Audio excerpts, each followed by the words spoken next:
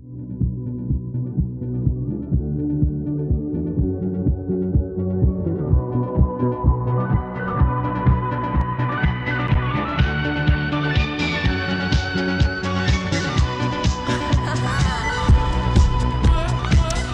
and welcome to Timeless with Julie Hartman Live. I'm Julie Hartman. It is Monday, April 1st, 2024. Happy April Fool's Day, by the way. Just realized it now. We are also 25% of the way through 2024, which is absolutely insane. It is great as always to be with you. It's great as always to be with Sean McConnell, who's in the producer's dungeon. Hello, Sean. Ew. You know, now that I say that it's April Fool's Day, I'm starting to get a little nervous that you may have some tricks up your sleeve, knowing you. No. Yeah, never, right? No, knowing him and his jokester mentality, it's a little frightening to consider what may pop up during this show and perhaps after. So I'm on my guard. Just saying. I'm aware of you. I think our president has been foolish enough for today. Yeah, that's so true. Oh, we're gonna be talking about that. 844-861-5537, 844-861-5537 if you'd like to call in. Of course, though, you can use the chat. Just keep it classy. So far, the chat has been very classy, much to my delight. We have three main topics for today, just to give you a quick rundown. The first, as Shanzi alluded to, is this Easter celebration, the egg hunt that is happening at the White House today. I'm sure many of you saw that yesterday, President Biden proclaimed the day as Transgender Day of Visibility, which wasn't surprising, pretty predictable. So we'll be discussing a bit about that. Then I want to spend the bulk of today discussing Evan Gershkovich. Evan Gershkovich is the Wall Street Journal reporter who was detained exactly a year ago in Russia. And he has been held in Russian prison in terrible, terrible conditions. I mean, anybody who's held in Russian prison is in terrible conditions. But it has been a year since he was arrested. And I want to discuss some other Americans who are still in Russia and compare that with the Brittney Griner swap that happened a few months ago, and have just a discussion about fairness, because you'll see that there has not been at least in my view, particularly fair or kind of guided by universal rules and principles way of going about these prisoner swaps with regard to Americans and Russians. So that's topic number two. Number three, by ending the show, I want to discuss some recent fantastic advice that I got pertaining to your intuition, energy, your gut. And I know what you're thinking, and I'm looking over at Sean, and he's giving me a look of understandable skepticism.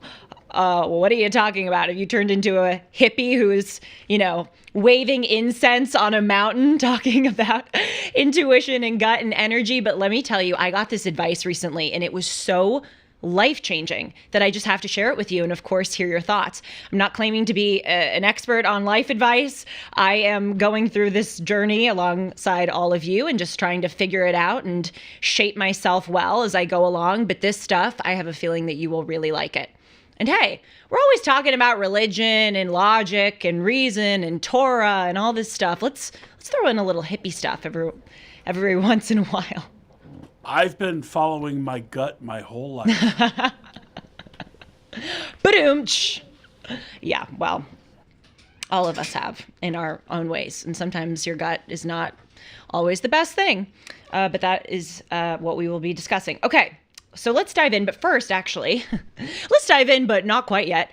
I want to discuss this book for just 2 seconds, give you a shout out. So this book is called Elevator Pitches for God, and it was recently released. And yours truly happens to be in the book alongside some other really fantastic people. The premise of the book is that there are 70 authors who give 500-word or less pitches for why they believe in God. And let me tell you, it is such a unique book. And by the way, as I'm shouting this out, I just want you to know, I get no money from this. This is, a lot of people publicize their books because they want, they want people to buy it so that they get money. This was an independent project. I don't get a dime for this book. It is that good. I really think that you should get it. So 70 people, 500 words or less, pitches for God. And what's so cool about it is that there are Jews in the book, Muslims, Christians, atheists. It's not, pigeonholed in any kind of way. It is purposefully very diverse. It's also diverse in terms of the way that people argue for the existence or the necessity of God. Some people talk about things that have happened in their lives. Other people discuss why they struggle with God, but nevertheless think that belief in God is necessary for a happy, healthy, and principled life.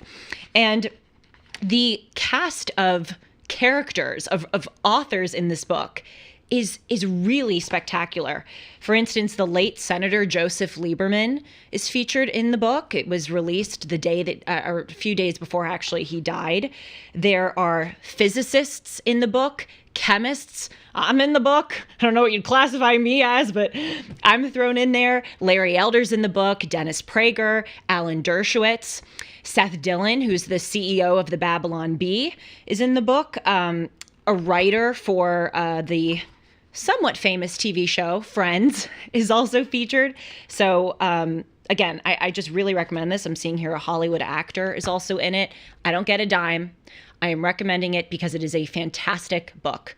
Elevator Pitches for God. I'm surprised they didn't ask for my contribution.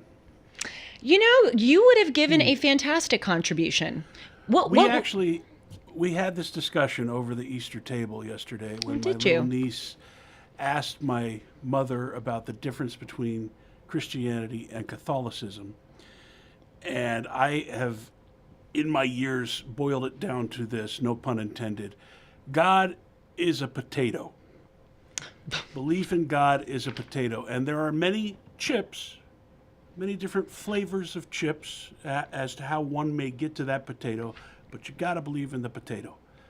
You can't believe in a corn-based chip, let's say, but God is a potato, and you choose the chip. That is the most Sean McConnell explanation for God. It's very hard. I remember about a year ago when I was approached to do this, it's very hard to distill something like this into 500 words or less. But yeah, they should have approached you. My gosh. Well, in fact, I actually think that they are considering doing further iterations.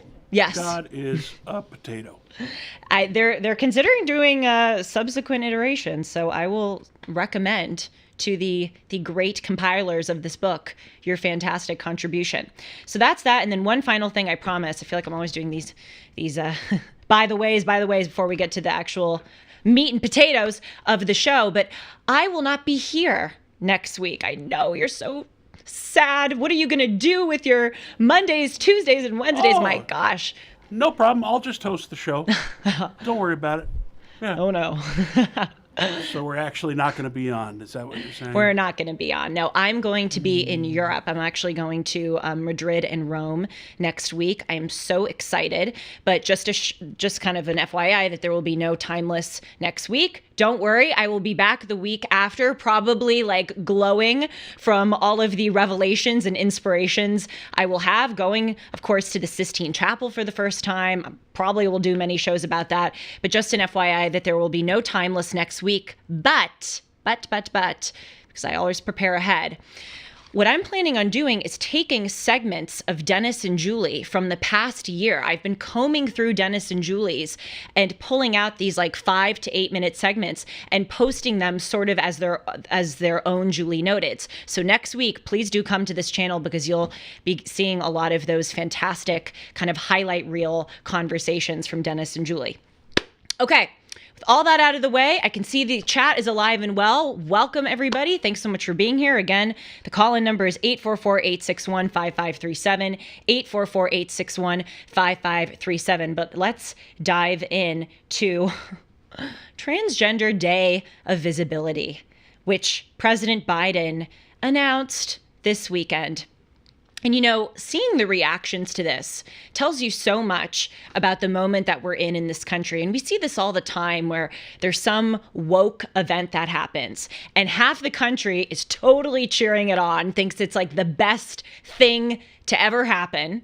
And then the other half of the country rolls their eyes and thinks that it is, one of the many seeds that is being planted for the demise of the United States of America. And, in a way, this moment that we're in with such a division in our country is like two other moments in our history. It's like the Revolutionary War, and it's like the Civil War. And the reason for that is during the Revolutionary War and during the Civil War, we had two factions in this country. During the Revolutionary War, it was obviously the people who wanted to stay with Britain and the people who wanted to make a country. And then the Civil War, it was the people who wanted to preserve slavery and the people who didn't. But during those two times in our history, we had two factions of people who had fundamentally opposing and frankly incompatible views of what the United States should be. And obviously throughout our history, we've gone through, many different times of division. I was reading recently about the Vietnam War, the 60s, is the prime example of that. But right now, I would venture to say that this moment in its gravity is best compared to the American Revolution and the Civil War because there are just these two sides in America who have fundamentally totally different conceptions of what the country ought to be. And when something like this is announced, like Transgender Day of Visibility on Easter, we see that division on full display. So obviously many people are saying, the fact that President Biden chose Easter to inaugurate this Transgender Day of Visibility is totally a way to skewer or to disparage Christians. And that seems totally true. Why would you choose that one day, Easter, one of the holiest days of the year, to have this Transgender Day of Visibility? And President Biden knows that many Christians, understandably, do not endorse transgenderism. They certainly do not endorse what it has become, where it's no longer, a very small number of adults who may be experiencing gender dysphoria and then make their own decisions about their body and their future. It's now, as I report all the time on this show, becoming a proselytizing effort that is being inculcated in children as young as 4 years old. President Biden is aware of this, and he's doing it, as I said, to slight Christians. But the great irony and the kind of piece of a weird kind of beauty that we can actually see in this, as bizarre as it may sound, is that it is actually such a compliment to Christianity that a day like this could be inaugurated on Easter and you're not seeing any kind of, you're seeing backlash, but you are not seeing like an insane amount of, violence, rioting, etc. It sort of reminds me of Andres Serrano. He was that artist in, the 70s or the 80s who made that terrible piece of artwork, if you can even call it that, Piss Christ, where he submerged a crucifix in a bottle of human urine as a way to slight Christianity.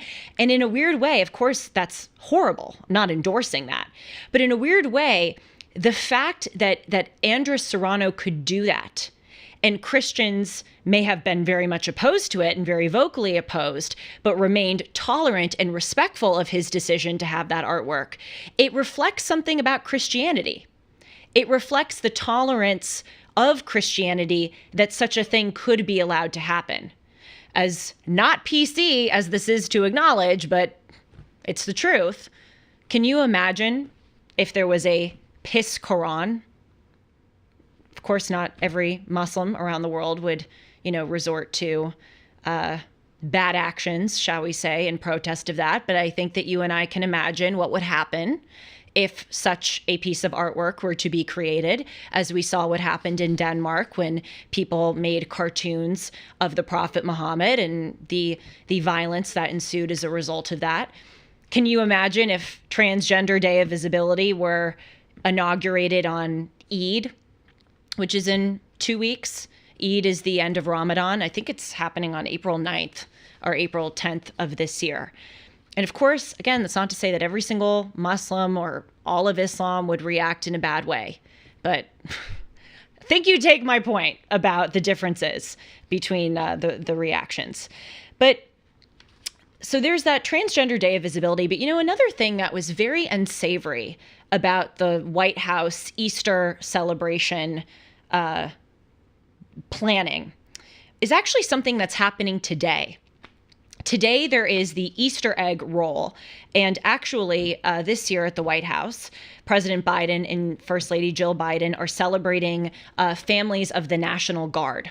And so they have these kids come in every year and they host a contest for egg decoration. Sounds really wholesome, right?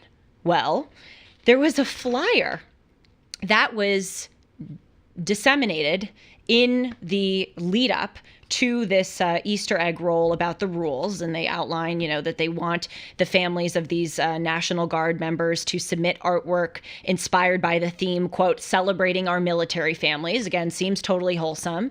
But then there were two parts of this flyer, some caveats. The first is that the designs, quote, must not include any questionable content, religious symbols, overtly religious themes, or partisan political statements. It's bleeping Easter. I mean, are you kidding? That is one of the rules of the Easter egg design thing. No religious symbols or overtly religious themes. I mean, what day do they think this is? What do they think? What is the whole reason for these people coming together? What do they think they're celebrating? A random day with bunnies and neon colors and candy? It's ridiculous. And it goes along with this, what I call dog whistling. It's this insidious, not totally overt.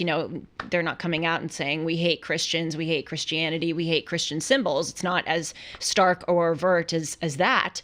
But there is this, it seems, with the Transgender Day of Visibility, and then this rule with the egg decoration, this kind of dog whistling. We don't approve of Christianity. We don't want religion or religious people to be amplified. And it's so gross.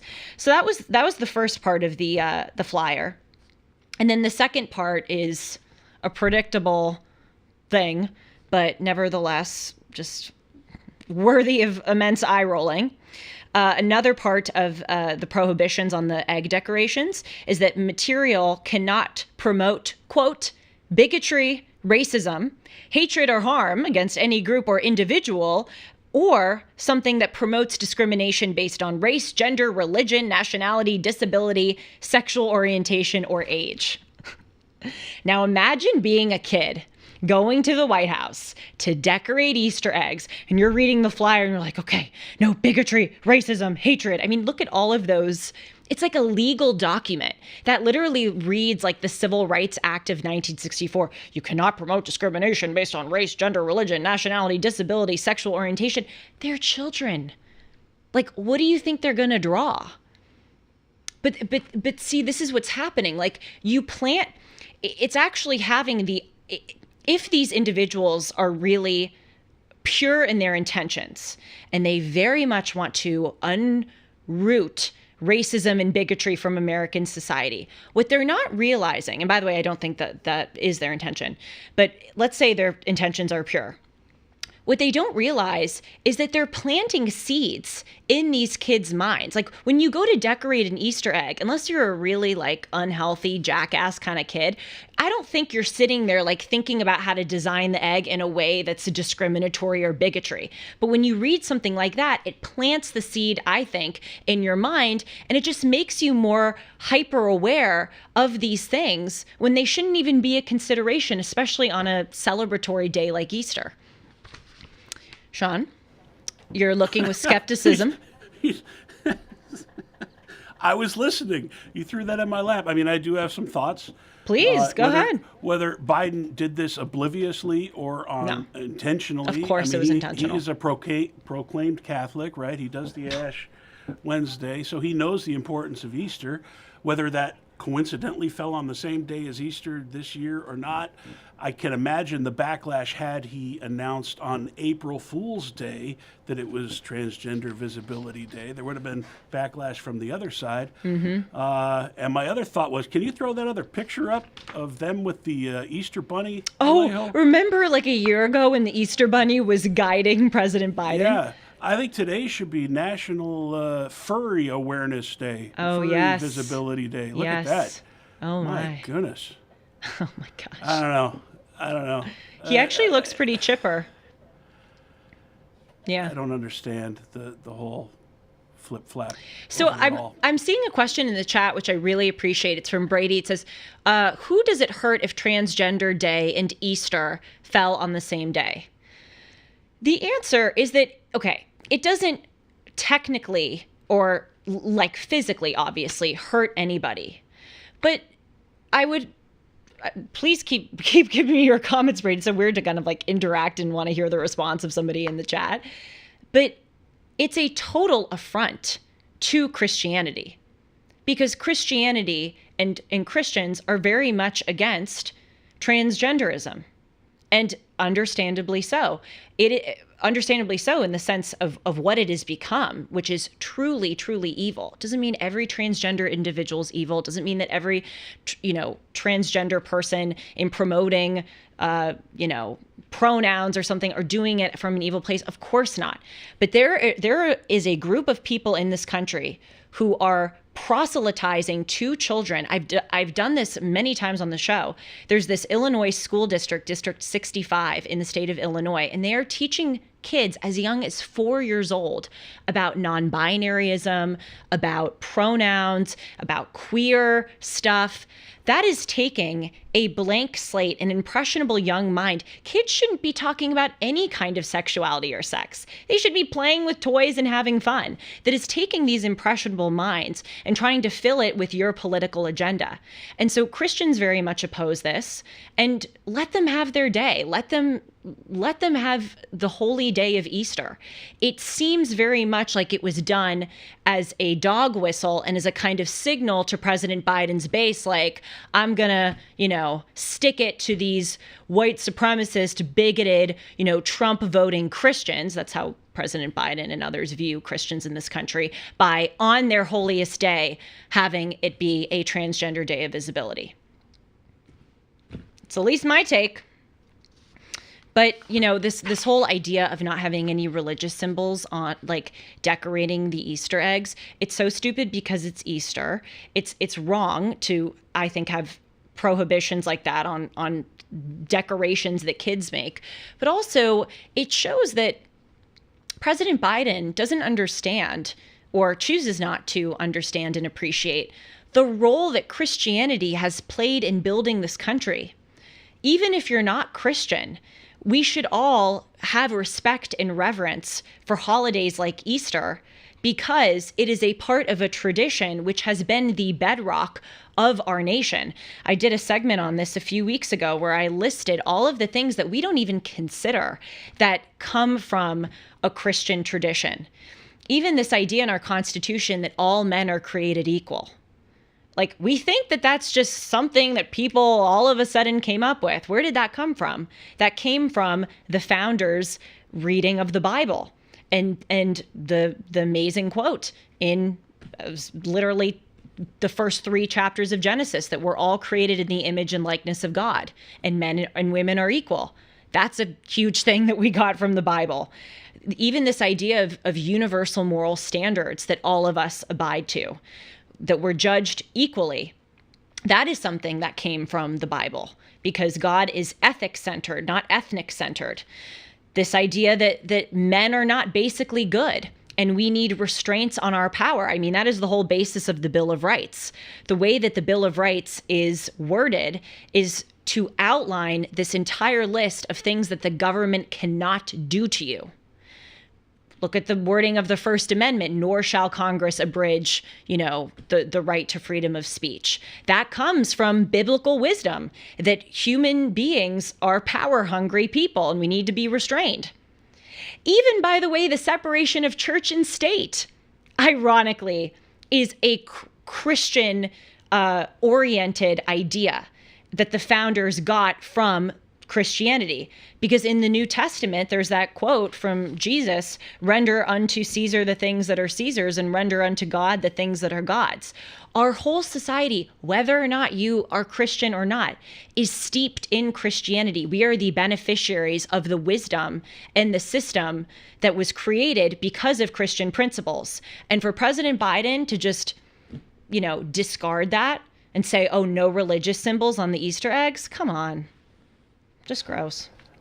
I grew up Catholic, and I never, I don't associate the Easter bunny and eggs and baskets full of chocolate with the importance of the holiday of Easter. It's about the risen Lord. Totally. And the resurrection. That's the importance of the holiness of the day, and it has absolutely nothing to do with coloring eggs or eating chocolate Easter bunnies. So, in a weird way, it doesn't bother me so much. I mean, I want to say the separation of church and state, which seems almost impossible these days, because you can't. But to me, that was like the hallmarkification of Easter. Right. The commerciality of Easter, the bunny and the eggs and the chocolate, whereas the actual day of Easter, the holy representation of the risen Lord is the importance of the day, and nothing Joe Biden can do will ever separate that for me. It's too important. No, you're right. But before we close on this, I do want to acknowledge another thing in the chat. Someone said, I thought Christianity preaches love and understanding. Absolutely, Christianity preaches love and understanding. And obviously, I can't speak for all of Christians, but many Christians are very loving. Well, I actually want to pause that. Understanding certainly Christianity preaches love, but that word understanding sort of implies like you understand everything that everybody does. It's actually not true. I mean, there are standards, of course, in the New Testament with people who commit adultery, with people who, the whole New Testament is about sin, and about changing your ways. So I disagree with that part about understanding. But look, for instance, at what we talked about on Timeless a few weeks ago. In St. Patrick's Cathedral, they held a funeral for a transgender woman, male to female transitioner. What was her name? Cecilia. I mean, look at that. In the service, we talked about the service turned so rancid and crazy, and it was so disrespectful to Christianity. But I think there is a lot of evidence that Christians are loving and tolerant to transgender people, but that is very different than endorsing that choice and endorsing that lifestyle. And certainly it's very different than thinking that it's a good thing to push upon children. And so the final thing that I'll say, and then we will move on to Evan Gershkovich, because this is a fascinating discussion about the Russia-American prisoner swap. But this sort of harkens back to the point that I was making earlier or last week about the cost of principles, right? And what I said was, it's so interesting to me how the left, talk about love and understanding, the left can be so vicious, so intolerant, so destructive, so inhumane. And there seem to be no limits that many leftists, not liberals, but leftists can go to in those categories. We can literally have streets being torn apart by fentanyl and crime. We can have the most disastrous cash bail policy, which in Long Island, among other places, released these murderers on supervised release because their crimes are not cash eligible. We can have people be so mean and vicious to conservatives, so intolerant of free speech. And a lot of that is fine. But then on the right, if people oppose transgenderism, or, if a religious man has an affair, it's like, oh my God, it's a total referendum on conservatism and on Christianity. And I asked on this live show, why is that? And the thing that I came to is that this is the cost of having principles. When you're a conservative or when you're a Christian and you stake your claim to something, that you want to conserve the principles of the American founding, or you accept Jesus Christ as your Lord and Savior and will follow the moral instruction of the Bible, it's very starkly identified when you are seen as not living up to those principles. Whereas on the left, and again, distinction between left and liberal, but on the left, by definition, they do not have principles. DEI, intersectionality, literally, definitionally, is subjective. They judge people based on immutable characteristics and where those stack up on the oppressor versus oppressed, worldview. And so when they fall short, when they're, shouting down conservative speakers, or when they're enacting crazy cash bail policies, or when they're, opening the border and letting all these people flood in at the expense of our resources, it's not judged as harshly because it's not compared to the principles that they staked their claim to. So I just find it to be interesting that Christians are always criticized, right? As, oh, well, maybe you're not being loving and understanding enough if you're not endorsing Transgender Day of Visibility. But then would that same question or standard be applied to those on the left who every single day are vicious and harmful towards people who they disapprove of? Just throwing it out there. Yeah, you brought up St. Patrick's Cathedral. They had an incident over the weekend. I know. Where, religious services were interrupted by pro-Palestinian protesters that had to be arrested. Mm-hmm. And your friend of mine, Dennis Prager, always makes an excellent point. There is no such word as Christianphobe. As Christianphobe? Islamophobe, yeah, there's transphobe, but there's no Christianophobe, or whatever the word would be. Yes. And it's interesting to think about why that is. Mm-hmm. That's right. And again, I think it shows how tolerant many Christians are of when Christianity is, excoriated, when Christianity is slighted, that when things like this happen, we don't see an immense, certainly not violent, backlash because of how immensely tolerant many of those individuals are. Okay, I think we've exhausted that. But I love seeing how active the chat is, and keep it coming. Again, if you want to call in, you want to discuss, challenge me on this stuff, I love having these conversations. 844-861-5537, 844-861-5537. Let's talk now about Evan Gershkovich and this idea of fairness with regard to prisoner swaps, especially with Russia. So, as some of you may know, this past weekend marked 1 year since Evan Gershkovich, who is or was a Wall Street Journal reporter, he's now in Russian prison. It marked 1 year since he was arrested on these phony charges of espionage by the Russian government. And right here, I'm holding up this weekend's Wall Street Journal, very powerful cover that is blank.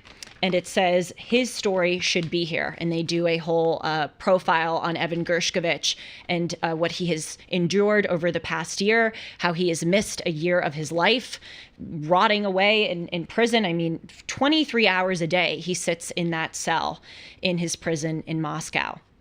And so as I was reading the Evan Gershkovich story, I got more and more interested in these political prisoners, American political prisoners, who are being held in Russia. And we all remember about a year ago when WNBA star Brittney Griner was exchanged for Victor Bout. And so I started kind of going down this rabbit hole of who are the Americans that are there and why are they there and how long have they been there and the exchanges of the prisoner swaps. And I came across something, and that is that there doesn't seem, at least in recent history, to be a very fair approach with regard to these swaps. So let's consider some of the background here. So first, of course, I was talking about Evan Gershkovich. He was arrested a year ago in March of 2023 on espionage charges, okay? Then, a few months later, there was another American, and we're going to see her photo here, Alsu Kermashea. She is a American-Russian journalist, and she was arrested in Russia in October of 2023, a few months after Evan Gershkovich, and she is being charged with, quote, disseminating false information about Russia's military. You know, this is kind of typical, right? They arrest these Americans and then they say, oh, they're spying, they're spreading false information, but really what they're doing, it seems, is arresting these Americans so that they can get a prisoner swap. So that is her. But then we also have this American who many people have forgotten about, Paul Whalen. Paul Whalen was arrested in December of 2018 in Russia. He was in Russia attending a friend's wedding. He is from Michigan. He was a corporate security executive, and he's actually a Marine veteran. And he is now serving 16 years in a Russian penal colony because he was predictably charged with, quote, spying on the United States, okay? So far we have those three, Evan Gershkovich, Alsu Kermashea, and Paul Whalen. We also have another American, Mark Fogel. Mark Fogel was an American school teacher, and he was arrested in Russia in August of 2021 for, quote, trying to enter Russia with 0.6 ounces of medical marijuana. Now, it is very important to note that even though we disapprove of it, possessing marijuana, or basically any other drug, I think any other drug, is illegal in Russia. And of course, it's terribly sad when Americans are detained and arrested and thrown in prison, and he has like a 9-year prison sentence for having 0.6 ounces of medical marijuana. Obviously, that's terrible and extremely punitive. But it is worth noting, when you do go into another country, you are entering into their space. And that means that you are subjected to their rules, their laws, their regulations, whether or not you approve of it. So we have Mark Fogel, who is sadly still in Russia.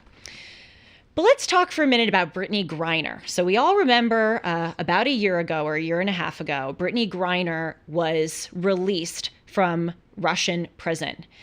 And Brittney Griner, like the teacher, Mark Fogel, was detained in Russia for having hashish oil, vapor cartridges, which contained cannabis. And again, obviously, as I just said, marijuana and other drugs are illegal in Russia. So she was arrested. And that was in February of 2022. Then later that year, in December of 2022, Miss Griner was exchanged for Victor Bout. Victor Bout is nicknamed the Merchant of Death. He is an international arms dealer, and he had this private air force of about 60 Soviet-era cargo planes, and he would deliver Soviet-era weapons to conflict zones all over the globe. Continent of Africa, Latin America, obviously parts of Europe. He's actually the subject of the Nicolas Cage movie, Lord of War. And he was described by the former chief of operations for the Drug Enforcement Agency as, quote, one of the most dangerous men on the face of the earth.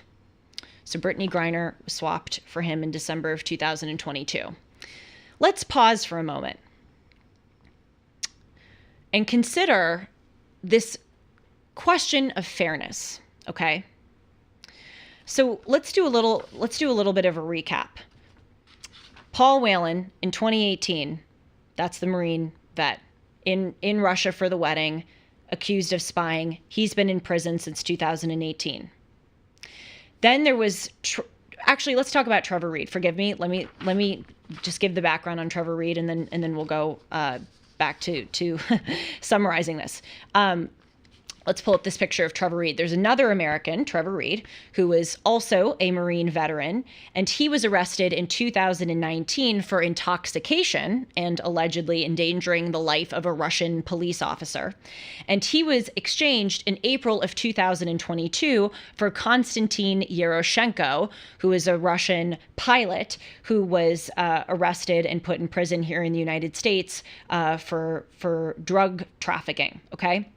So now let's zoom out. We've got Paul Whalen, 2018, been there since 2018 on these charges of spying, okay? Then we have Trevor Reed in 2019, who was arrested for intoxication. Then we have Mark Fogel, who is the school teacher who was arrested for having marijuana in 2021. This is all in chronological order. Then we've got Brittney Griner in 2022 for having marijuana or cannabis cartridges. Then we have Evan Gershkovich in 2023 for charges of, quote, espionage. Then we have Alsu Kurmasheva in October of 2023 for disseminating false information about the Russian military, okay? So given that Paul Whalen has been there for so long, why is it that Brittney Griner was exchanged before him? And why was it that Trevor Reed was exchanged before him? In the case of Trevor Reed, which again, he was arrested later than Paul Whalen, but he was exchanged shortly before Brittney Griner. The case with Trevor Reed was apparently that he was very sick in Russian prison. They said that he had deteriorating health, he was showing symptoms of tuberculosis, and he was going on a hunger strike. And so what many people think is that because Putin invaded Ukraine in February of 2022, obviously the world was, or certainly the Western world was very anti-Putin, and many people thought, okay, it's not going to be a good look for Putin if this American who's being held in Russia, Trevor Reed, dies in this Russian prison. And that's why many people think that he was swapped because of the optics if he had stayed and died. But still, Paul Whalen was there first. Why is Paul Whalen not being prioritized? So we had Trevor Reed, and then later that year we had Brittney Griner. And of course, whenever an American comes home, it's a victory for all of us. Nobody's upset that Brittney Griner and Trevor Reed came home. That's not the point of this. But the point is to ask, what's the sense of fairness here? Shouldn't the person who's been held there the longest be the first to be swapped? And certainly with the case of Brittney Griner, again, as I said, even though we think it's ridiculous, she was breaking Russian law. She did possess cannabis, which is illegal under Russian law. And it does seem, at least during the time that she was swapped, that it was done for political reasons. She's a celebrity, she's a Black woman, she's a lesbian. It got a lot of media attention that she was being held in Russian prison. I mean, nobody has really heard the name Paul Whalen, but everybody heard the name Brittney Griner. And it seems like this was an optics fest, right? Like, if you're President Biden, you're going to curry some favor by swapping the celebrity Black lesbian before you swap Paul Whalen, the white Marine veteran who has been there for many years. Now, it is important that the Biden White House maintains that Russia, during the time of the Brittney Griner swap, said it's either Griner or no one, that they were only offering Griner. But there's some complication to that story. But let's listen first to Karine Jean-Pierre, this is during the time of the prisoner negotiations, defend why they were prioritizing Brittney Griner over Paul Whalen. He is going to continue to work very hard, and his administration, to work very hard to bring Paul Whalen home. So is that fair or not? The way that we see it is that this was an opportunity to bring an American home. That's how we saw the deal that was presented to us. And what was occurring is, in the past week or two, we saw that from the Russians were willing to release Brittney Griner for Mr. Boot. That was what was presented to us. They were not willing and I said this yesterday, to negotiate in good faith for Paul Whalen. And so it was either Brittney Griner, one American, or no American. Notice that she said they were unable or not willing to negotiate in good faith about Paul Whalen. It's just like a little bit of tricky wording, you know. It's just come out with it. What were they offering? And so this is their story. You know, the Biden administration is saying they were offering Brittney Griner or no one. But at that same time, in the latter half of 2022, when all of this was making news and they were trying to figure out, you know, the prisoner swap, there was a report by NBC News' Andrea Mitchell that said that the Russian government had offered the State Department the choice of either Brittney Griner or Paul Whalen. Because again, at the time, Trevor Reed had already been exchanged earlier that year. Paul Whalen predated Trevor Reed and Brittney Griner and was being held in prison. And then there was Brittney Griner after Trevor Reed, third in the order. And so according to NBC News' Andrea Mitchell, apparently the Russian government offered the State Department the choice of either Griner or Whalen. But mysteriously, that NBC News report was taken down in the latter half of 2022 after it was reported. Now, there was no explanation for why NBC News took that story down. You can draw whatever conclusions you want to draw, but it does seem sketchy, to put it lightly, that report was taken down. And also, it does certainly seem like optics were a consideration. There was a head of a teachers union who tweeted out when Brittney Griner was swapped for Victor Bout. She tweeted out something like, I can find it and put it in the description box. She tweeted out like, yes, you know, Brittney Griner's coming home, an American is coming home, but also a Black lesbian woman is coming home. That should not be a consideration. We have got to focus on the Americans who were there for the longest time, and that is Paul Whalen. And frankly, not that any American should be suffering and being held in Russian prison, but Paul Whalen maintains, and the United States maintain, that he did not commit the crime that he is being put in prison for, that is spying on the United States. Brittney Griner, as unfair as it is, and as, you know, stupid as it is, she did violate Russian law by possessing marijuana. And so for many different reasons, there seems to be this very warped understanding of this concept of fairness, which leads me to a greater discussion. We see this everywhere now in our country, this warped idea of fairness. And judging people and judging events based on universal moral standards, being fair, used to be a hallmark American characteristic. It is what made us different, that we had these universal standards. I mean, all over the world, there are these various countries, and they'll reward people based on their caste status or their class status or their race or their ties to the government, you know, nepotism. I mean, all over the world, unfairness is the norm. But what made us different in the United States is that we protected this concept of fairness. And the person who perhaps exemplifies this the most was the late Senator John McCain. He fought in the Vietnam War. And as many people know this story, in 1967, his plane was shot down by the North Vietnamese, and he, alongside other American prisoners of war, were being held in the Hanoi Hilton, which I actually have been to, that terrible prison in Hanoi where they would beat and torture Americans. It's absolutely terrible. And so John McCain, he was severely injured in that plane crash. And then he was held in the Hanoi Hilton, subjected to beatings and other atrocities daily. And the North Vietnamese, during the Vietnam War, they sensed this propaganda opportunity. And they offered the United States, and they offered late Senator John McCain, to be released ahead of other American prisoners of war, precisely because the North Vietnamese wanted to go, these Americans, talk about principles, they claim to be so fair, but they're, Senator McCain, or he wasn't a senator then, but, John McCain will jump at the opportunity to be released before other Americans.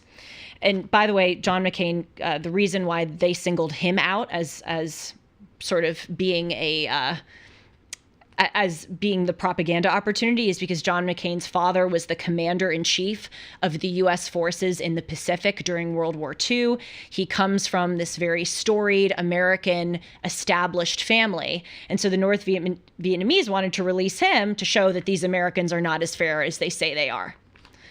But the late Senator John McCain, he refused to be released from the Hanoi Hilton until all of the other American prisoners of war were released with him. That is amazing. Talk about fairness. And then in 1973, when the war ended and these, Americans were released, all of them thankfully were brought home. But for the rest of his life, the late Senator John McCain, he walked with a limp. He couldn't raise his arm over his shoulders because of the beatings that he endured in that Hanoi Hilton. And he could have avoided all of that. But he understood the concept of fairness. And he stuck to that as a personal value and as an American value. And look at us now. Look at us now with not only the prisoner swap, but all around this country. Look at DEI. That's not fair. Judging people based on where they fit in an intersectional scale, that's not American. That is not who we are. Look at some other examples. Look at illegal immigration. In a lot of ways, many people are saying, understandably, that they feel that illegal immigrants in this country are being prioritized over American citizens.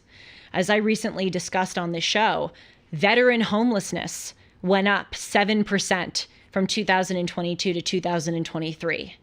Homelessness in general, all around the country, not just veteran homelessness, went up about 12% during that same time period. And many people are going, wait a minute, we have Americans and veterans, people who fought for our, sacrificed their lives for our freedoms, who are homeless. But then in places like New York, $53 million is being allocated for prepaid debit cards for illegal immigrants, and illegal immigrants are being put up in hotels. And that doesn't mean, obviously, many illegal immigrants in this country are on the street and they're suffering greatly. But many people are going, wait a minute, we should be prioritizing our own first. As much as we may have enormous sympathy for people who are fleeing war-torn, poverty-stricken, countries trying desperately to find a better life in America, as much as we may have sympathy for them, we've got to protect our own citizens first, because that's fair. I mean, the list goes on and on. Look at the way that Donald Trump is treated versus Joe Biden. Look at the way conservatives are treated versus liberals. Are liberals shouted down on college campuses? Are liberal posts on social media subjected to fact checks and, censorship as much as conservative content is? The answer, of course, is no. Look at mainstream media reporting. There's whenever conservatives do something bad or something that the left disapproves of, it's on the front page of a newspaper. But then something like that Long Island story that I reported on, where these 4 people murdered 2 individuals, chopped up the body parts, and are now on supervised release because what they've been charged with is not cash eligible. That doesn't make the mainstream news. How about the 6 pro-lifers who are facing 10.5 years in prison for non-violently trespassing on an abortion clinic? 10.5 years in prison? Are pro-choice individuals who trespass, or a political counterpart, are they punished as harshly? We've so gotten away from this idea of fairness, and as I said, it's just everywhere. Bravo, Julie. Bravo. I know you don't need me to say that, but it brings me to. You make me think of a larger point, which is in the pursuit and this giant push from the left for equality and equity and DEI and gender affirmation, and we have become so focused on what divides us rather than what we have in common. And fairness would be one of those things that has been lost in that shuffle. And the only way we're going to get out of this is if we refocus ourselves on what we have in common rather than what divides us. And so instead of reacting to what you hear from the other side or looking for your jumping point to say something or do something to make the other side look foolish or bad, we need to refocus ourselves on those principles that made America great, like fairness. And that, I think that's the only way we're going to get out of this, is to remember those things. You're right, but as I indicated earlier in the show, I mean, we are now living in a country where there are fundamentally irreconcilable views of what the nation should be. And another issue is that this lack of fairness, in fact, this endorsement of unfairness, this endorsement of subjectivity, is not just something that is kind of culturally in vogue. It is now becoming a part of our law and a part of our education system. You know, I mean, look at the Department of Justice. The Department of Justice is now suing the state of Tennessee for Tennessee's recent law banning puberty blockers for minors. Look at all that is taught, you know, in schools with regard to intersectionality. I put up a slide here on this show. A 9th grade public high school listener here in California sent me his ethnic studies curriculum, and they literally have a chart where they're encouraging people to judge someone's privileges and someone's challenges based on their immutable characteristics, their skin color, their sex. You know, look at what I just said about the 6 pro-lifers facing 10.5 years in prison. This sense of unfairness. We're going to punish pro-lifers exorbitantly for non-violently trespassing, but we're not going to do that for other political counterparts. This has now become a part of the fabric of our nation, very sadly. So it's not just a cultural thing that needs to shift. It's literally like our laws and our policies that need to shift too. Agreed. In the interest of fairness, you were at odds with Brady earlier about the transgender visibility versus Easter Day. You seem to have won him over with your presentation on the Russian prisoner swap. If you see his comment there, I don't know if you can see it. Yeah, Julia, I'm on the left and I'm looking for points of disagreement. However, I agree with you and this exchange does not seem right. Well, thank you. I love when I see people who are on the left or liberals. I mean, this is a show for everyone. Yes, I always say that I am proudly conservative because I want to conserve the principles of the American founding. But this is a common sense show. I hope this is a fair show, and I welcome everyone, and I'm very delighted to see someone on the left in the chat. Thank you. I know my potato theology is a little silly, but there's a larger point there that goes unnoticed. And my point in saying that God is a potato is that even religious people, Christians, will argue with Catholics, and different factions of Christianity will argue with themselves over who has the right to this and who believes this, and if you're right for worshiping the way you worship. But at the end of the day, God is the potato. And I think that's what you're talking about. We have to come back to the things that bring us together and the commonality that we all share that have gotten us to where we are, rather than focusing on what makes us different or special or unique and celebrated. And it's tearing us apart. Listen, Sean, I'm totally with you, but there's a large contingent in this country who has absolutely no interest in the things that you're talking about. They scorn this. I said with Larry Elder the other day, they scorn the steps by which they did ascend. They despise the United States. They despise anyone who thinks differently from them. They despise free speech. And so I agree with you. I think a lot of Americans are with you, but we have a problem of intense radicals who have seeped into the mainstream and have legitimized these anti-American values. On that happy note, let's talk about MyPillow. As many of you know, I use a lot of MyPillow products. I sleep on a MyPillow. I sleep on the Giza Dream bed sheets. I wear my slippers, which are perhaps my favorite, and I use my towels. And you can get a lot of these products at a discount too if you use the promo code Hartman. And right now, MyPillow is having their lowest prices ever. They're actually having a $25 extravaganza.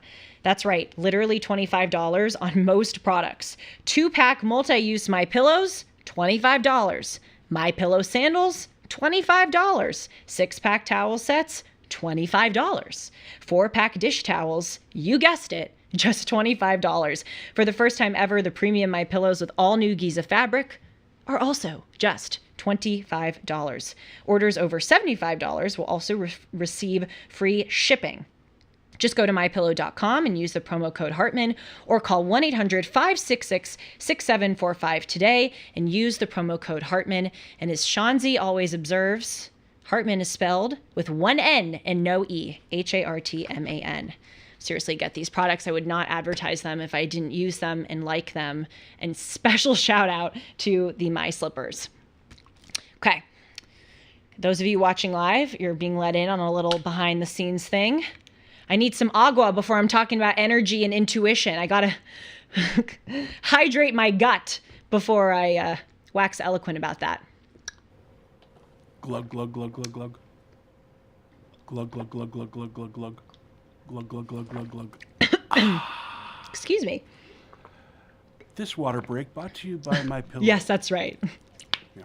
$25. Just want to quickly read the chat before we move on. Delighted by how lively the chat is. How many books have you read this year, Julie? Which ones do you recommend? Ooh, that's a good question. I read a lot of books. My books are like my besties, in addition to my besties. Let's see. I'm reading one right now because, as I mentioned, I'm going to Madrid and Rome next week. I'm reading Paul Johnson's book on the Renaissance, which is absolutely spectacular. By the way, shout out. For those of you who are new to this show, welcome. Obviously, I talk about politics and news, as you could just see from the last few segments. But I also love talking about non-news, non-political subjects. That's what the remainder of this show is going to be. And every single day, I make sure that a good chunk of the show has nothing to do with left, right, liberal, conservative, anything. And so last week, what did I do? I did a segment on tattoos, which was really cool. You should all watch that one. That one was great. I did a segment on the human body, our eyes, our brain, etc. But for the purposes of my Renaissance book, I also did a segment on Giotto, who was this painter a little bit before the Renaissance in the 1300s. And I showed how he is a hilarious painter, the way that he would paint the 7 vices and the 7 virtues. So please do check those episodes out. But yes, I'm reading Paul Johnson's book right now on the Renaissance. I'm also rereading The Coddling of the American Mind by Jonathan Haidt and Alan Bloom, I believe. Excellent book. And I'm also dabbling in some fiction. You can see behind me, The Scarlet Letter is one of my favorite fiction books. I love Jane Eyre. I love Charles Dickens. And if you have any recommendations for me of fiction, I'm trying to get more into that. So thank you so much for your comments. Okay, final part of the show. Let's burn some incense. Let's start saying Om.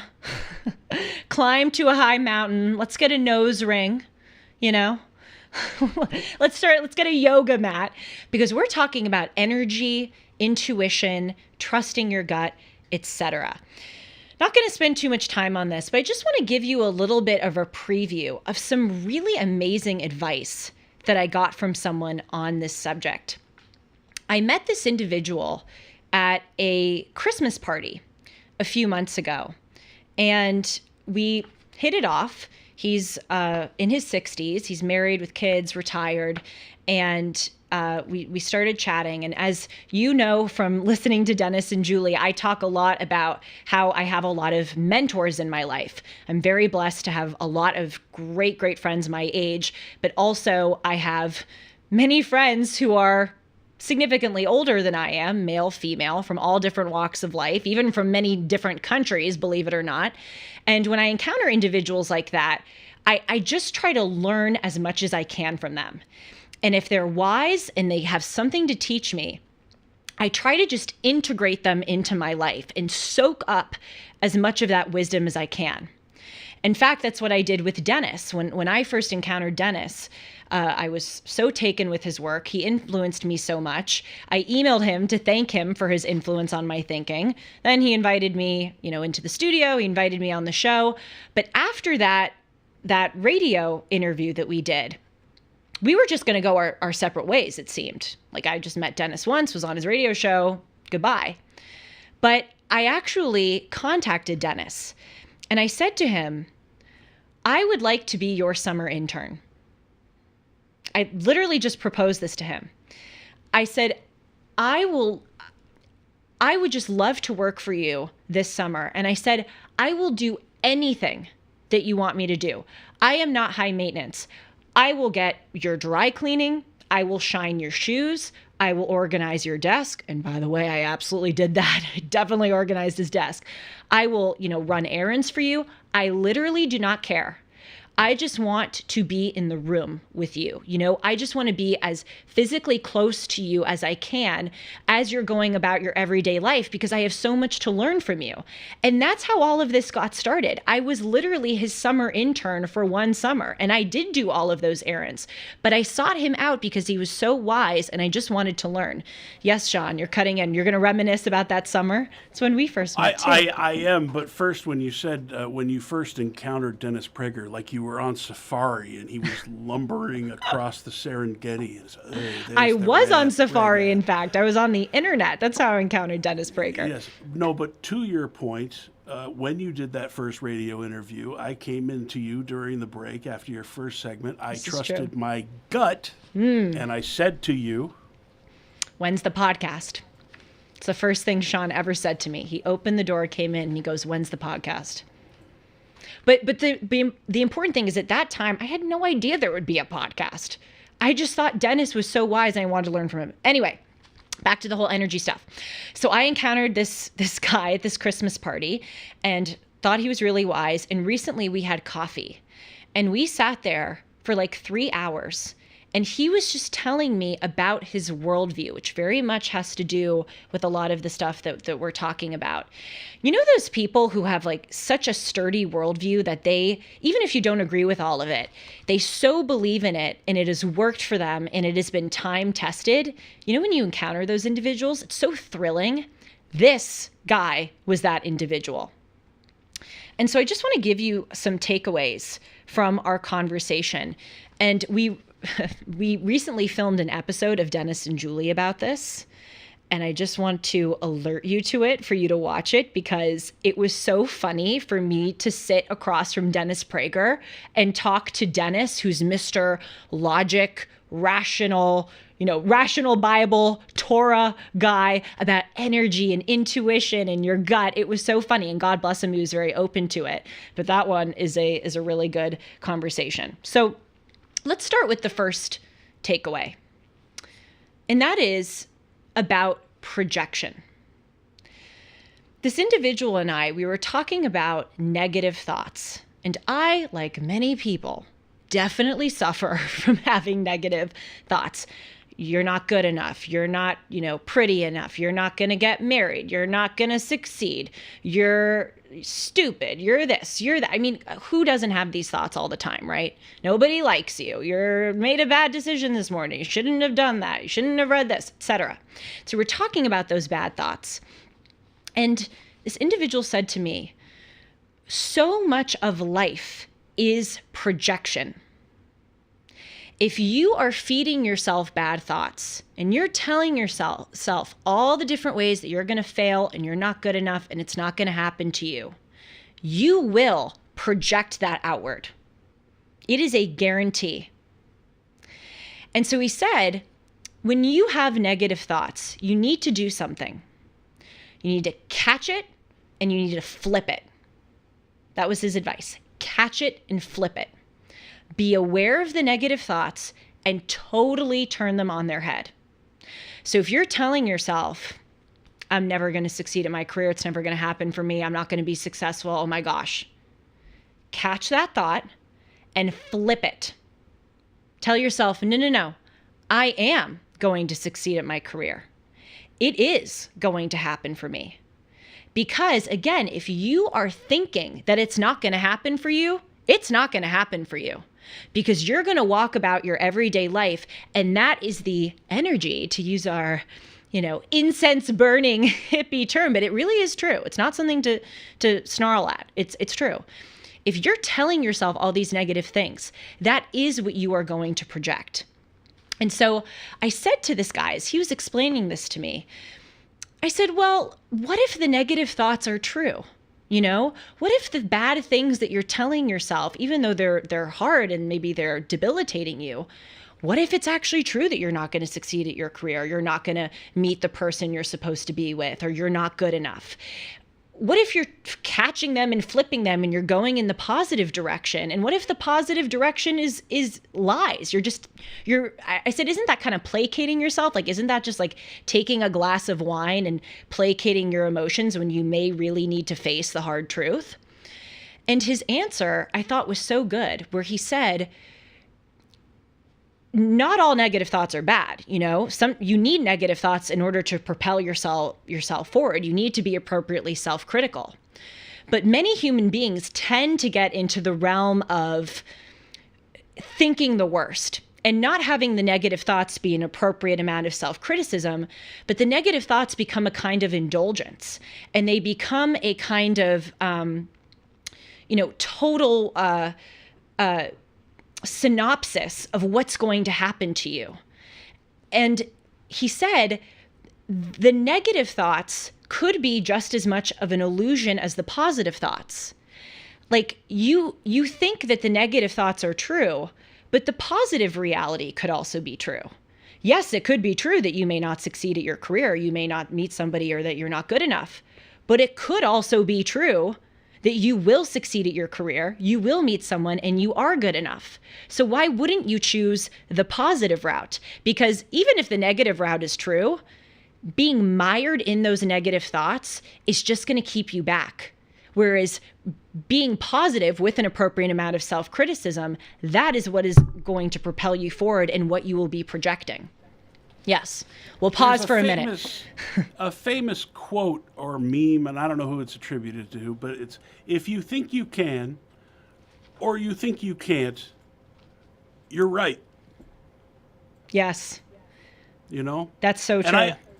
This is a little behind the scenes, but you and I have gone through this, and I'm kind of like there for you when you're questioning yourself and unnecessarily because you have a very powerful spotlight. It's what enables you to seek out facts and truth in these stories to present here, and it's a very powerful thing you have in your arsenal. But when you take that spotlight and you turn it around on yourself, it becomes very negative and just as powerful. It was Henry Ford that said that. Henry Ford said that. If you think you can or you think you can't, you're right. I always give you advice not to turn that powerful spotlight you have around on yourself, because I've learned from life experience. When I suffered from manic depression through much of my life, I was doing the same thing. And when you turn that spotlight around on yourself and you start to focus on the negativity, and then if you're depressed, you start to trip about the fact that you're depressed, and it spirals out of control. So you have to turn that spotlight around and focus it on the positivity, because then you can spiral upwards. There, was that hippy dippy enough for you? Total hippy dippy. No, it's great advice, but here's the thing, it's universal. Every single person, unless you're like a sociopath and you have these illusions of grandeur, every single person gets bogged down by these negative thoughts. And we think that every thought that enters our head is true. But that's not necessarily the case. Nancy Collier, I had her on the show. She's a psychoanalyst, and she's sort of into this kind of stuff too, energy healing, etc. She said that. She said not every negative thought that you have of yourself is in fact valid. But here's the thing. Negative thoughts become an indulgence, because there is something strangely comforting about believing that your fate is out of your hands. As upsetting and debilitating as negative thoughts can be, it's not, no one like associates negative thoughts with comfort necessarily. But as debilitating as they can be, in a way, they are someone's indulgence in their comfort. Because then you can tell yourself, oh yeah, well, it's not going to happen for me because of this, or I didn't have this opportunity, or I didn't go to this college, or I didn't use these years of my life wisely, or I exited this relationship, or I entered that relationship, and all of those things that I did wrong or that life denied me and didn't work out to me, that's what's going to, seal the fate for the rest of my life. And when you believe that, you are resigning to this comforting idea that your fate is out of your hands. And one of the most empowering things, I believe, to internalize as a human being, and especially as an American, is that you have your destiny in your hands. Of course, life can throw you stuff. You can fall terribly ill. You can get into a terrible car accident. You can get fired from your job. Stuff can happen. But we as human beings, and especially in, at least for now, a mostly meritocratic, though dwindling, system in America, we do have our fate in our hands. So let us not resign to this idea that we, it's all over for us, or it's not going to happen for us, or life has denied us. That is BS. That is us trying to rationalize to ourselves when we have been disappointed in ourselves instead of changing course. And part of changing course, as this person revealed to me, is really trying to project positive thoughts. Because two people can walk into a room with the same reality in that room, but they have if they are projecting different things, and if they have different thoughts, they will have fundamentally different conceptions of that reality, and they will exit that reality with totally different outcomes. Your mind is really all that you have. Your mind determines everything. If you make your mind strong, and if you project a appropriate amount of positive thoughts and confidence, it will reap benefits in your situation, because that is how you will be perceiving life, and you will see opportunities, you will see wisdom, you will see things crop up. And if your headspace is in the right place, you will be more likely to identify those and take advantage of those, versus if you're walking into a place thinking, oh, it's all bad, I suck, life sucks, life's denied me things, blah, blah, blah. Okay, so that's first takeaway. Catch it and flip it, your negative thoughts. Catch them, flip them, and realize that a lot of life is projection. It's number one. Just going to take a little pause. I know it's a lot. Okay. Second thing. Sean's smiling. This is so totally different from anything that I do. But I'm going to follow up on this, because in the week that this advice has been relayed to me, I've been reading about it. I've been trying to test it in my own life, and it really, really is life-changing. And I'm so happy that it's resonating in the chat. I'm glad that you guys like it and that you're finding it to be helpful. So that's the first thing. Actually, one final thing I will say on that has to do with energy, because you know how dogs have a sense if a human being is afraid? They have that weird kind of sense of like sniffing it out. Human beings have that too, where you can detect someone's energy, someone's mental state, someone's confidence, the aura that someone is giving. And that's really important for us to realize. Think about job interviews. How many job interviews have people walked into and they have either been denied that job or they have been given that job just because of a certain vibe or energy that they gave off? I mean, there have been people who've walked in with the most spectacular resumes, totally qualified for the job, but the interviewer just got some kind of not so great vibe from that person and let them go. And then on the other end, you have someone walk in who seems like, no, they wouldn't get this job. But because there was something about them that was impressive, they got it. We have that power. We can discern it in other people, but we also in our lives have that, and people are judging us based on our energy. So we shouldn't forget that. I'm so glad you brought up dogs, because I had a thought about dogs, but Yes. I didn't want to interrupt with it. No, But it's fine. You can learn a lot from dogs. They are mankind's best friend, not to exclude women. But dogs have a positive attitude, unless they've been abused over time, Right. and they can pass a point of repair. But most dogs have a very positive attitude. You can scold a dog, and then the next second, the dog is up and ready to go. And that's kind of what you're talking about with our own mentalities and how you have to catch it and flip it. I'm going to remember that as the pancake theory. Catch it, flip it. I got to associate That's what we're everything going to with call food. it. That's Yeah. what we're going to call it. Yes. Catch it, flip it. You will project it, whether it's positive or negative. People will sense it in you, and it will have effects. That's number one.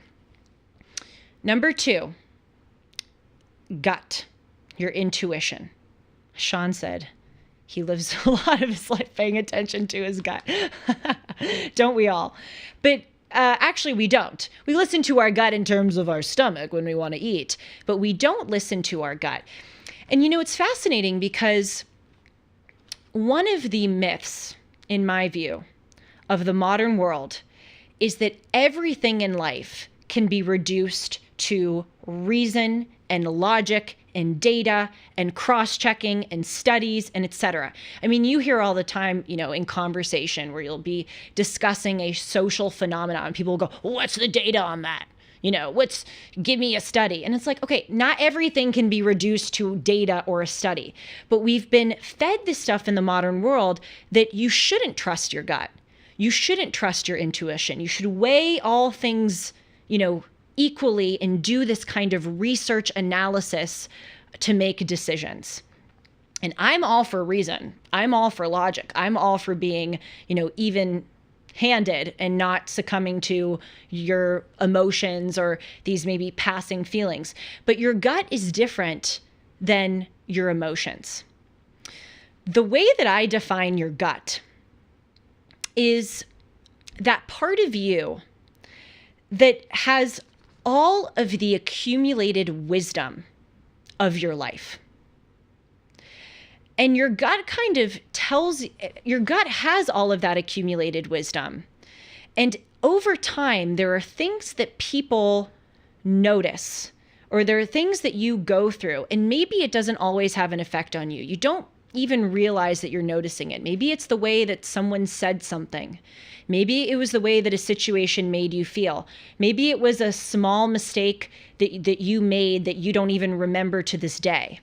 But I really believe that almost every encounter, every kind of everything in life that we do gets filed away somewhere. And I think a lot of that is your gut. And when you hear or when you feel your gut is essentially telling you something based on all of those little moments, based on all of that accumulated wisdom that your brain would take longer to tell you, or your brain would have a more laborious process to get you to that place. I mean, think about the role of the subconscious in our lives. Look at dreams. If there's one thing that I've learned from therapy, it is that your dreams reveal an awful lot about what you're thinking about, what you're feeling, the things that make an impression on you. I mean, I used to go to therapy sometimes and I would come in and I had a really strange dream the night before and I would think, that doesn't have anything to do with my life. It's just a very bizarre dream. And I would sit and I would tell my therapist it, and my therapist would totally make it make sense. They go, well, that represents this person and this represents that feeling. And I go, oh my God, you're right. You're totally right. I didn't even realize that that bothered me, or I didn't realize that that was having such a big effect on me. So much of life, we think we understand everything about the way the brain works and the body works and the way that we process information. There is so much of it that's left to mystery. The dreams indicate that. And I think your gut indicates that too. But we in the modern world have been trained to not trust our gut. And that's a mistake. That's a real mistake, I think. And that doesn't mean that all the time you are thinking about your gut, but it's something that we have to hone in on. And so you ask, like, well, how do you do that, right? I remember when Nancy Collier was on this show, she said, you need to trust your gut sometimes and your intuition. And I'm like, I don't have a gut. I don't know what that means because we've been taught to not trust it.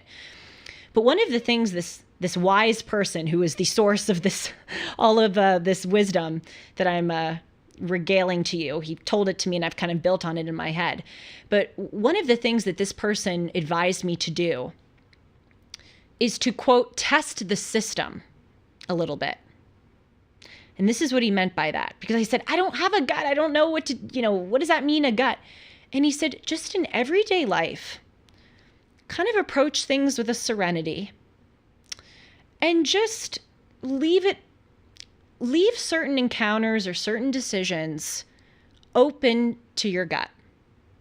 And let me give you a quick example before we wrap this up, because I know this is a lot to throw at you, and we will be continuing to discuss it.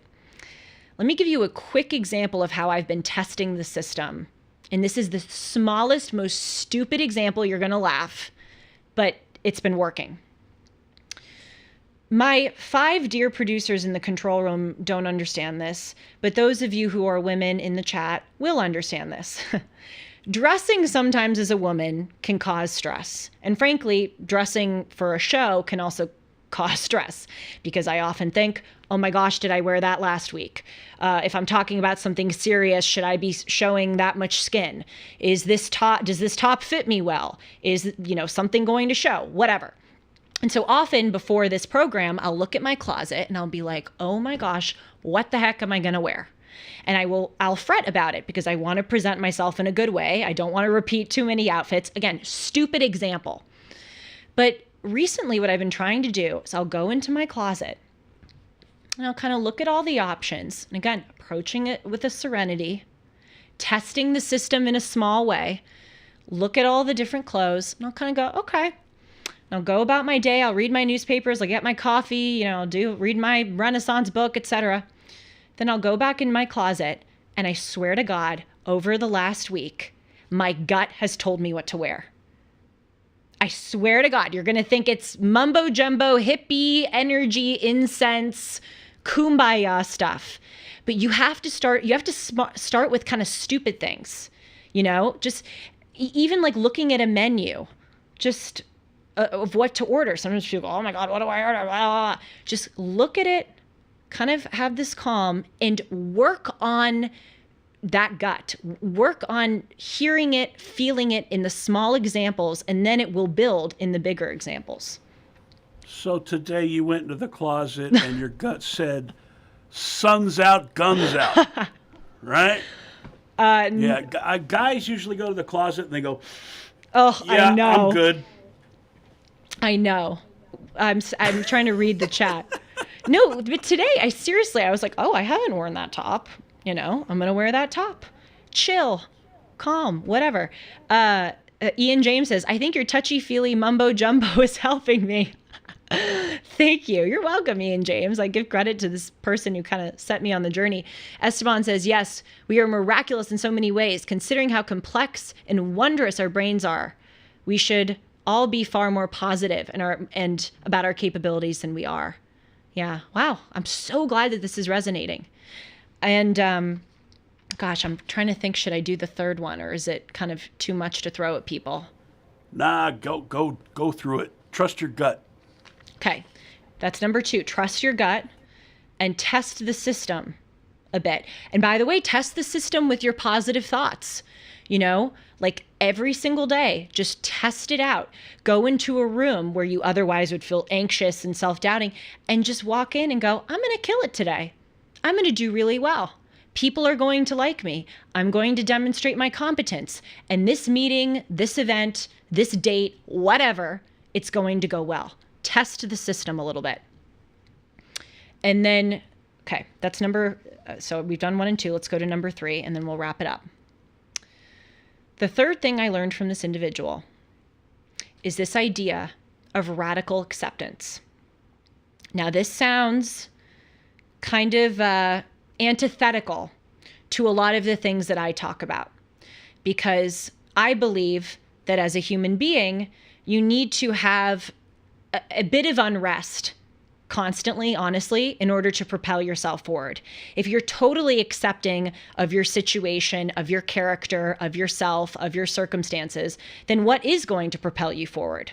And this is kind of apropos of a greater point that I often make about how life is often balancing contradictions. That's something I've been thinking about a lot, because you need to have an appropriate amount of negative thoughts, but you also need positive thoughts.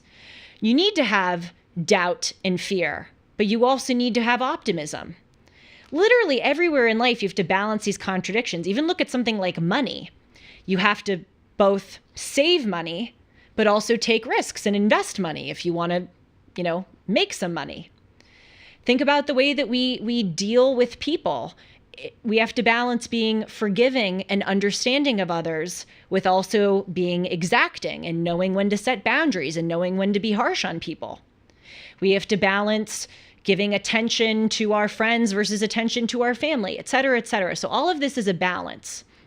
But this whole idea of radical acceptance, I think, is really important, where sometimes there are things that we can change in life, but sometimes there are things that we can't.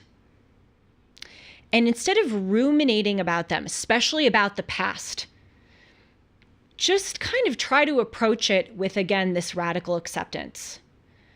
Okay, that happened in the past. Maybe that wasn't the best decision. I'm not going to ruminate about it anymore. I can't change it. And I'm going to learn from it and accept that there was a reason that this happened to me. And that if I do better in the future, I can make something of that mistake. And even, again, just in small ways, sometimes if people hate their jobs, they'll go into their jobs and all day they're thinking about how much their boss sucks or how horrible their hours are, or they shouldn't be doing this job, they should move on. And of course, again, balancing contradictions, you should try to change your situation if you can. But also, I think there's something to be said for having a kind of calm and peace about the situation that you're in now and accepting it. Because otherwise, if you just fret and fret and fret, it's just sending you down a terrible mental spiral and nothing is going to come of that. I'll give a final stupid example and then Sean's going to speak and then I promise you I'm going to bid you adieu and we're going to follow up with all of this very soon. I know this is a lot to throw at you, but it's so important. A lot of people get anxiety about air travel, right? The day before they travel, they go, oh my God, I'm going to, I have to leave 3 hours early. There's definitely going to be traffic. Maybe there's going to be a pro-Palestine protest blocking the entrance to the airport. TSA is going to suck. They're going to make me take off my shoes. I'm going to be tired. My plane may be delayed. I may have a DEI pilot. Something may go wrong. Oh my gosh, I may not make that event in time in that city. I may get a terrible night of sleep. I'm going to be uncomfortable, etc. You know what? You can't change it. If all of that is going to happen tomorrow when you go to the airport, no amount of worrying about it is going to change that outcome, and literally just have this radical acceptance about it. And if you show up to the airport and your flight's delayed and you're next to a smelly dude who's eating a burger with ketchup dripping all over him, as was on my flight recently, if your plane gets grounded and you're on the tarmac for 5 hours, don't waste your energy fretting about it. Have a radical acceptance. It's going to be okay. It's just the situation now. Have some peace about it. Okay, as promised, Sean's going to speak and then we're peacing out. So much. No, I alluded to it earlier. That's one of the most valuable things I learned in life. If you're depressed, we're talking about radical acceptance. You accept that is the state of where you are. You hold off making major decisions and you don't spiral, spending time tripping about the fact that you're depressed. Yes. You put one foot in front of the other, just like a dog, you shake it off and you get ready for the next thing. And that's easy to say and very hard to do. But I think the 3 points you brought up are very important for people to contemplate and to implement into their lives so that they don't spiral out of control. And the other thing I will say is that you should trust your gut if you have a healthy gut. Some people have rotten guts and they need radical transformation and probiotics. But most people, if you have a healthy gut, you should trust your gut. Thank you for today's show, Julie. And your gut needs to be tempered with moral instruction, with logic. This is not an all or nothing thing, apropos of my point about balancing contradictions, It's sort of, I said on Dennis and Julie, to give you a sneak peek of the episode, just tune into Timeless to get a sneak peek of Dennis and Julie. But I said, if we use like a biblical analogy, maybe like your emotions and your logic are like main characters, like maybe they're the Adam and Eve of your being, but then your gut is like the Cain or the Abel or the Abraham, like a supporting but very important character. And so you got to know kind of when to trust these things. It's not an all or nothing thing, but again, test the system with all three of these things: projection, catching and flipping negative thoughts, trusting and trying to hone in on your gut, and radical acceptance when appropriate. Kumbaya. Peace out. So happy it's been helpful. I'm loving these chat notes. We will be following up on this. I know it went a little long today. I so appreciate your being with me. As always, you can email me at julie@julie-hartman.com, and you can follow me on Instagram and Twitter at julie_r_hartman. And I'll see you tomorrow for another live stream at 1 o'clock Pacific, 4 o'clock Eastern, right here on the YouTube channel. Take care.